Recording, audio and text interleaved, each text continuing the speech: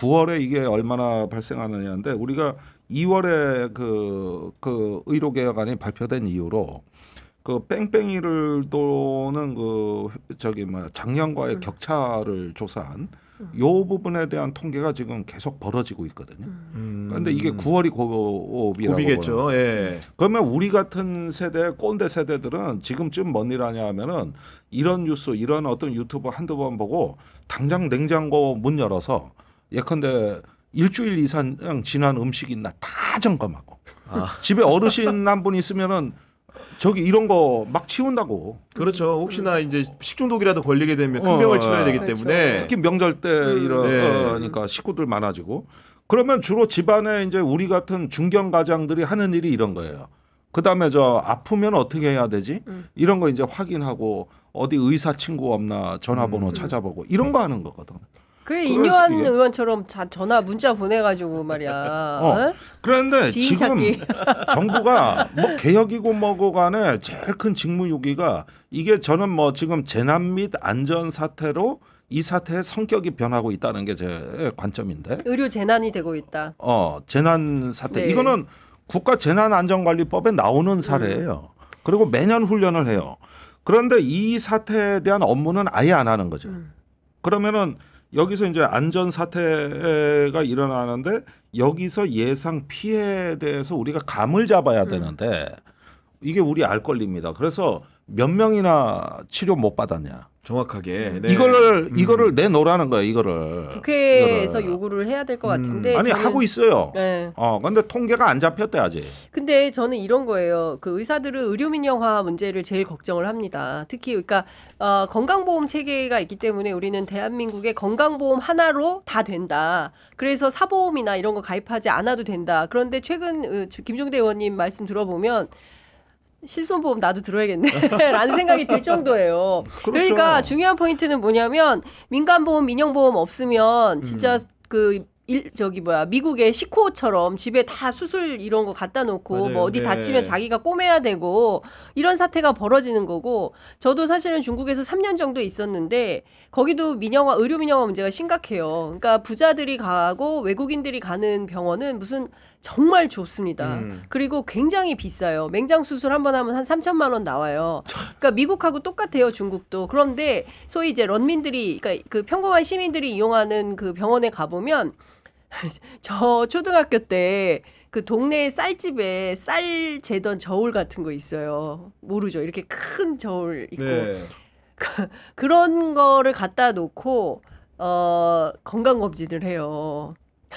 몸무게를 달 때 그런 쌀포대자로 올린 그다음에 올라간다는 거죠? 키 몸무게 다 우리 딱 들어가면 자동으로 재죠.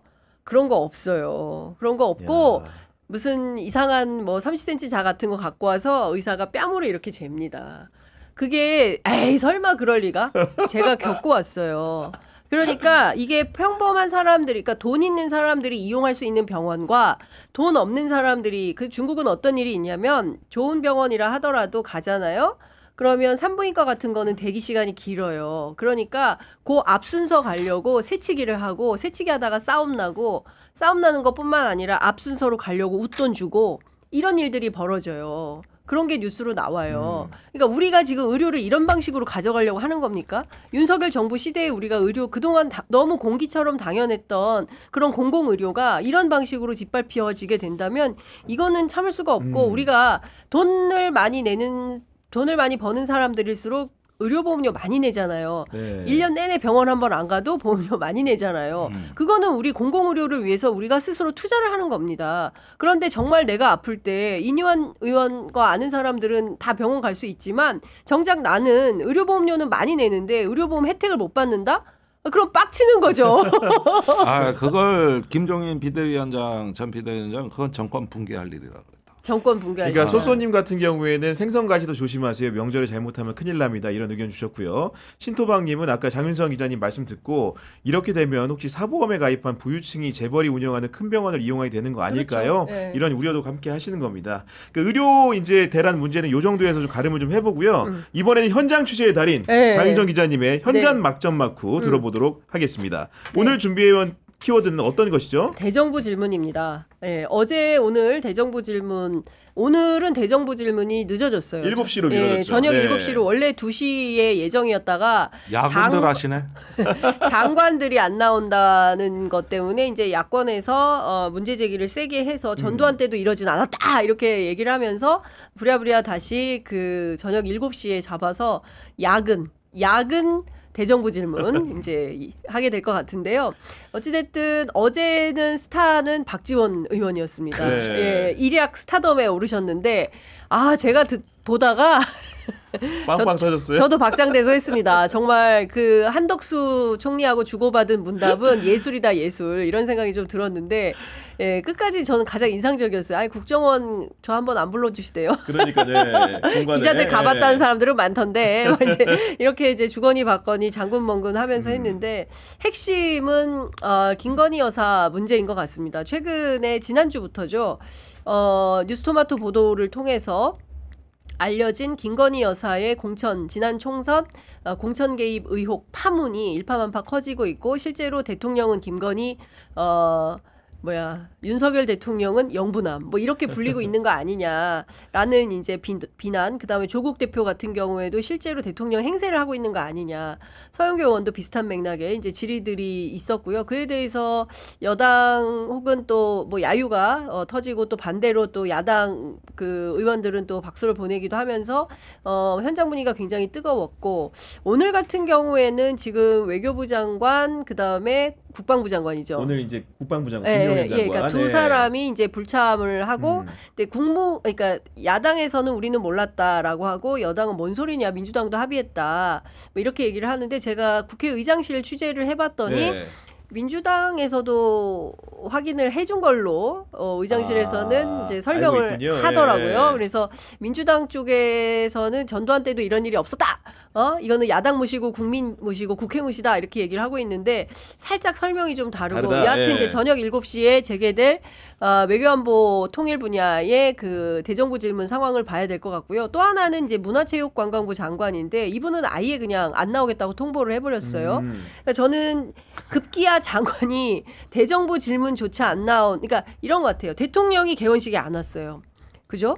87년 민주화 이후에 처음 있는 사태였습니다. 그리고 그날 미국 상원의원들 불러가지고 만찬을 했죠. 했다는 거죠. 떡볶이도 드시고 김건희 여사 생일 파티도 하고 이게 심각한 장면이었는데 급기야 지금은 장관들이 대정부 질문은요 한 해에 가장 중요한 정기국회에서 정말 중요한 그 대정부 질문 한 번 하기 의원님 해보셔서 아시겠지만 의원들이 일주일 열흘 밤새고 준비하는 게 대정부 질문입니다. 제가 하나 소개해드리면요, 그 여당 국회의원 한 분은 그때 이제 의장실 항의 방문하면서 국민의힘 의원들이 대거 의장실 복도를 점거하고 농성하고 있었어요.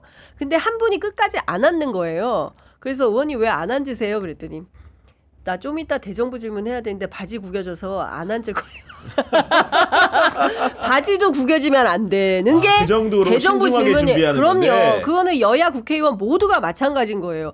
바지 구겨질까 봐 땅바닥에 앉아서 연좌농성을 안 하는 정도의 정도니 얼마나 준비를 많이 해요. 근데 장관이 안 나와 버리겠다? 이건 충격인 거죠. 아마 여당 의원들이 말은 못해도 어떻게 저럴 수가 있어 이런 생각들을 하실 겁니다. 근데 이런 정도라면 대통령, 장관, 사실 국무위원들이 전부 국민 무시, 국회 무시 지난 4월에 국민들이 투표를 통해서 만들어낸 민의의 정당에 대해서 인정하지 않겠다. 이런 태도인 거예요. 저는 이 정도면 거의 막갑하다. 아니 그런데 그거는 좀 잘 봐야 되는 게 이제 사유를 봐야 되는 거예요. 사실은 출장. 그렇지. 그 대부분 어떤 경우에는 국회가 이해하는 경우가 있어요, 실제로. 그래서 차관이 나와서 답변하는 건 저도 여러 번 겪었는데 이해될 만한 사유냐. 이걸 봐야 되는 거거든요.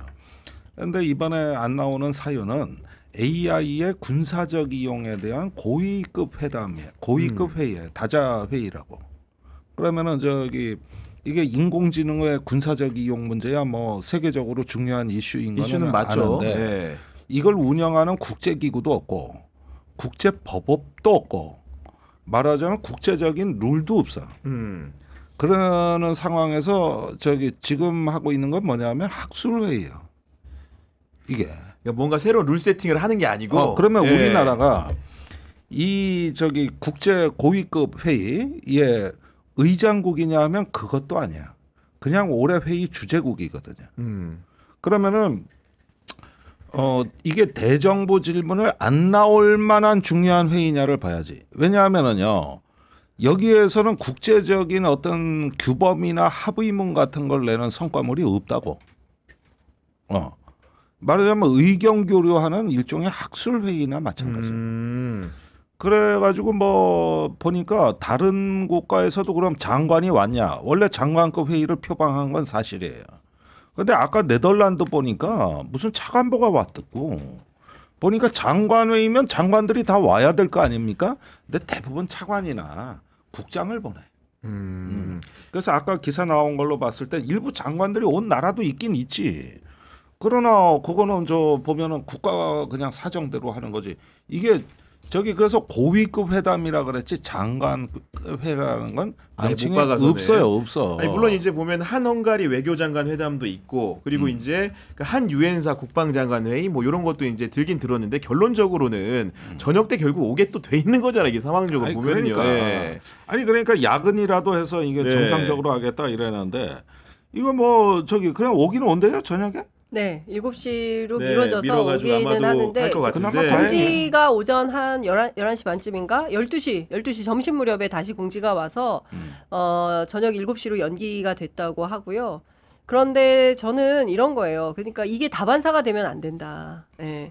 그래도 다른 거 몰라도 우선순위로 국회 일정이 돼야 되는 거지. 국무위원들의 일정이. 근데 그게 아니라 그거 안 가도 되는 행사.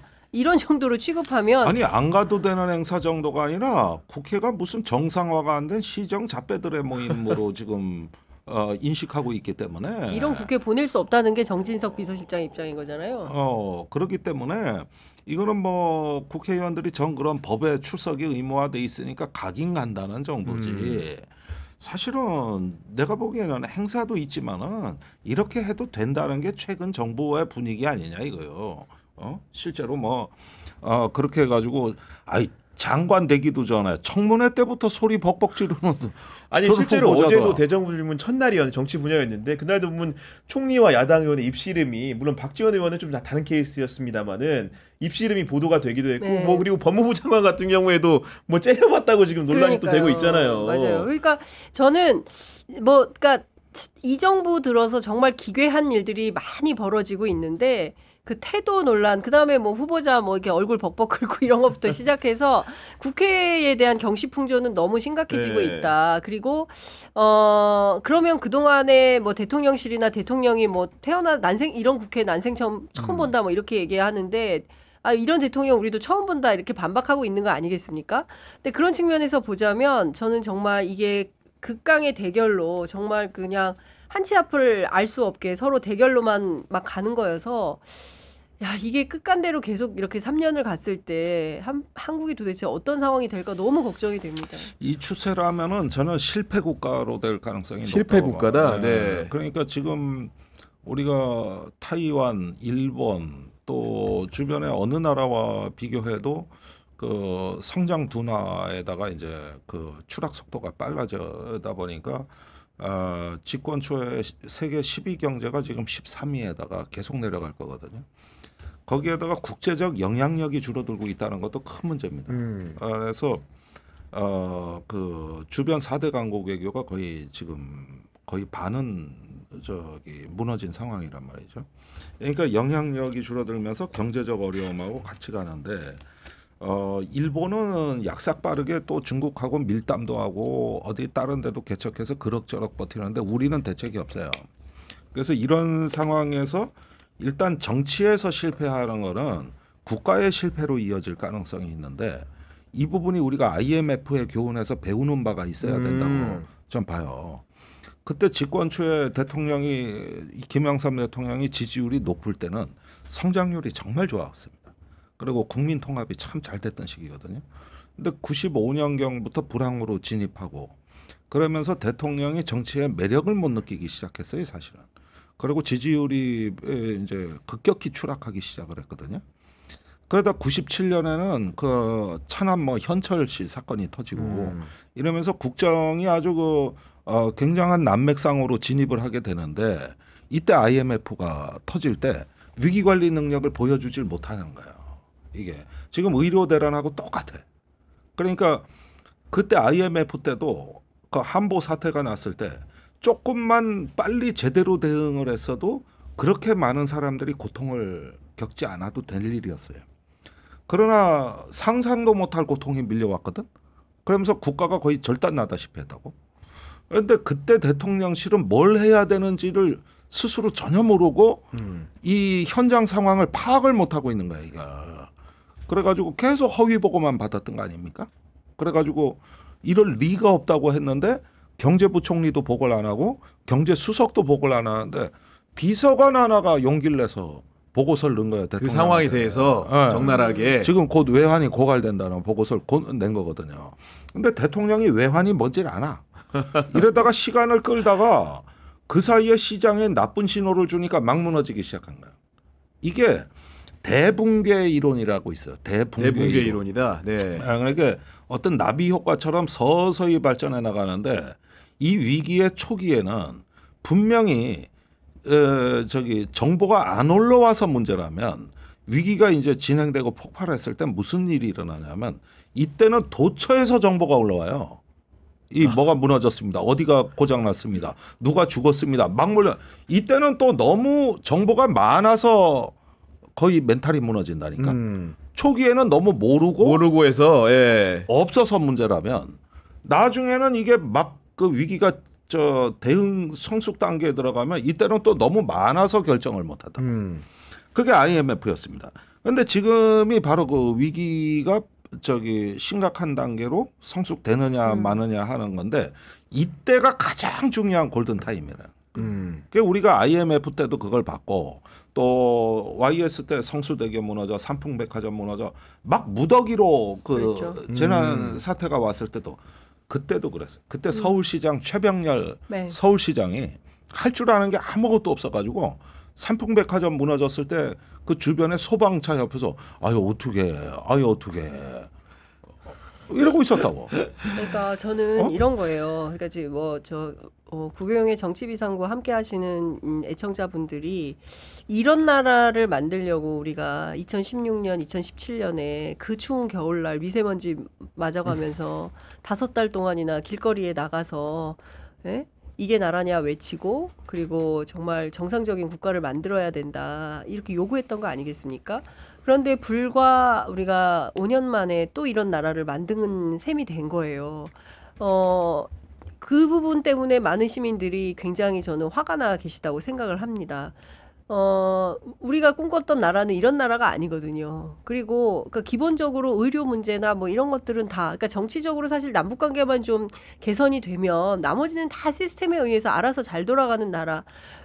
다만 좀 교육 문제를 좀 양극화 문제를 좀 어떻게 좀 해결했으면 뭐 이런 정도의 생각과 그러니까 여기서 어떻게 더 나갈 건가 생각이었지 2024년도에 우리가 친일 망령에 대해서 이야기하고 뉴라이트 사원에 대해서 비판하고 뭐 창조론을 학교에서 가르쳐야 된다는 사람이 인권위원장이 되고 이런 거는 아마 상상도 못 하셨을 거예요. 저도 마찬가지고. 다시 끔찍한 이런 퇴행적 상황을 맞이하는데 급기야 김종대 의원님 말씀대로 실패 국가로 나아가는 것도 아니지. 실패 국가로 주저앉게 된다면 그러면 이거는 국민들이 도저히 참을 수가 없는 거죠. 그런데 과거와 같은 방식으로 또 길거리에 나가가지고 촛불 들고 이렇게 한들 윤 대통령이 변화하고 바뀔까? 저는 그렇게 보지 않습니다. 저는 네타냐후식이라고 생각해요. 광화문 광장에 70만 100만이 모여도 눈 하나 깜짝 안 할 것 같다. 그렇기 때문에 저는 야권의 정치 지도자들이 지금보다는 훨씬 더 지혜롭고 훨씬 더 현명하게 이 전국의 사태를 어떻게 해결할지에 대한 대안을 모색해야 된다. 우리랑 똑같이 앉아서 야, 저 사람들 비난하고 욕하고 그건 우리가 할 테니까. 그건 우리 언론인들이 잘해요. 남욕은 전문이야.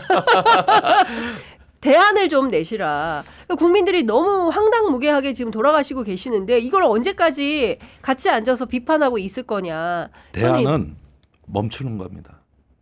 여기서 더 이상 폭주가 되지 않도록 멈추는 거고 그 압력의 힘을 만들어내는 거 외에는 대안이 없어요. 아니 맞물려서 좀 이제 마지막으로 하나만 좀 여쭤보면은 그 이재명 대표하고 김종인 전 국민의힘 비대위원장 이번 주 목요일 날 만난다는 보도가 있던데 두 사람이 이런 시기에 지금 회동을 한다는 거는 의원님 보시기에 좀 어떤 의미가 있을까요? 의미 있다고 봐요. 네.